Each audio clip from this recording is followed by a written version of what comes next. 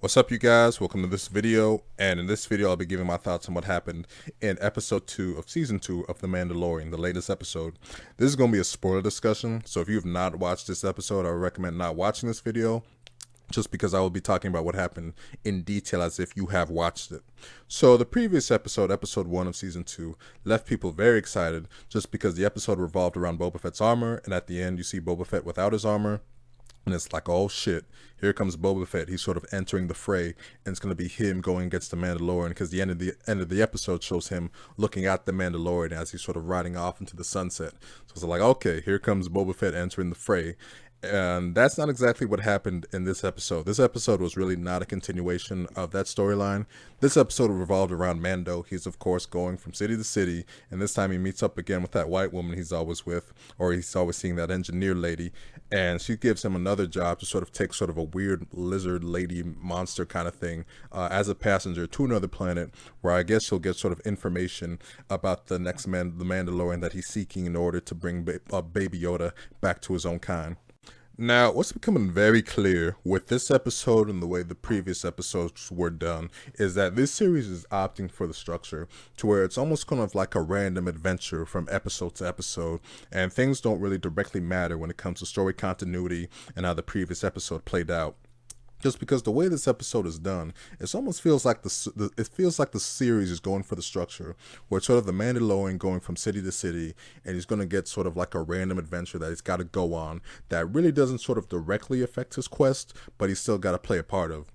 So obviously, this is still a continuation of the Mandalorian kind of seeking where to bring Baby Yoda back to his own kind. But in this episode, revolves around him getting stuck on sort of an ice planet, and it's all like, well, what does that really have to do with sort of the grand scheme of things when it comes to the overall story? It almost makes things sort of feel like filler in a way. And that's how a lot of season 1 was, where one episode, the Mandalorian was sort of on a random forest planet. Then the next episode, he's sort of teaming up with a teenage sidekick. And the next episode, he's doing sort of like a weird prison job. And it's all like, well, there's not a whole lot of direct story continuity in terms of things feeling like properly paced in terms of how the story plays out.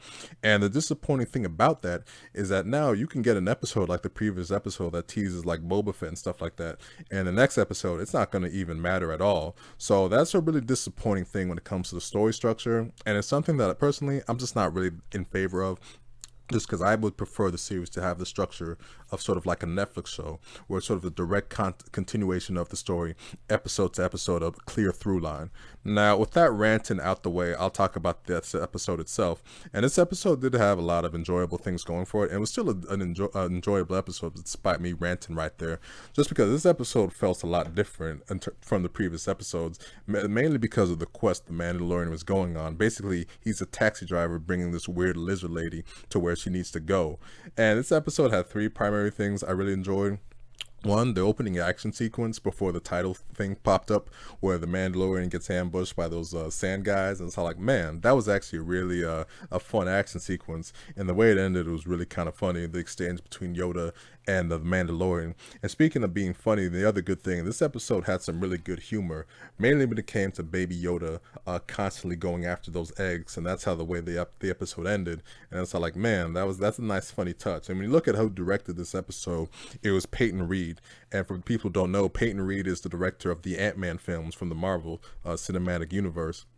And those films obviously went for a more comedic approach, even more so than the other Marvel films that are obviously very comedic. So you can feel his touch in certain areas with the way, especially Baby Yoda, his scenes, those opted for more comedy opposed to sort of the previous episode that we saw, which didn't really have a whole lot of humor going for it. But probably the best thing about this episode was that actual lizard lady herself. One, the practical effects were very well done. They do a great job with the practical effects in terms of the creatures in this show. It really feels like just a great continuity of the way the creatures were done in the original Star Wars films, and even sort of the Disney films that they've done, the way the creatures were done. The lizard lady, she looked great. But the other good thing was that, I don't know, something about the way she was very protected of those eggs. I guess those were like sort of her babies or whatever, even though Baby Yoda kept eating them. It was really kind of touching the way that she was all like, man, you felt for that creature just because like she's really prioritizing keeping her children safe, just because apparently she reveals to the Mandalorian that she is one of the last of her species and she's trying to save them from extinction. So that added a real sense of urgency and you wanting for her to be okay, even though she was this kind of like weird lizard creature. So that was really good stuff also. And the ending of the episode was quite thrilling also, just because the way they did, when all those spiders popped up, it was just like, oh shit. And you knew that the Mandalorian and Baby Yoda were going to be okay. But I'm all like, oh man, please don't get that lizard lady. Don't kill her kids, just because there was like a swarm of all of those things just coming in every direction at them. And the way the visual effects on them, they looked great. And once again, you see how the budget has been upped for season 2, just because the sand monster in the previous episode looked great. And then the way they did all of these spider things, and there were a ton of them, they looked great also. And they really tore the hell out of the Mandalorian ship, just because they end up getting inside, they're bursting through walls, they're tearing up shit, they're leaving spider webs everywhere, they're breaking glass. And by the end, you see the Mandalorian ship, even though it's flying, it is tore up just because the door is hanging off. It can barely like stay on an even pace. It's just like, man, them spiders did some real damage to it. So that was a great sequence, that whole like final 10 minutes or something like that. So yeah, this episode had a lot of good things going for it. I enjoyed it. But in the end, I come back to my criticism that I'm really tired of I don't like these sort of filler-filling episodes where it's like, man, I really want them just to get to the meat and bones of the story, like the continuation. Like, come on, let's go on a straight path to what's really happening. Because by the end, you're all like, well, I just got an episode with the Mandalorian. He was stuck on an ice planet for about 30 or 40 minutes. And it's just like, okay, how is that really sort of playing into the grand scheme of the story? And the basic answer is that it's not. And I'm all like, man, it's obviously too late for them to sort of correct things now.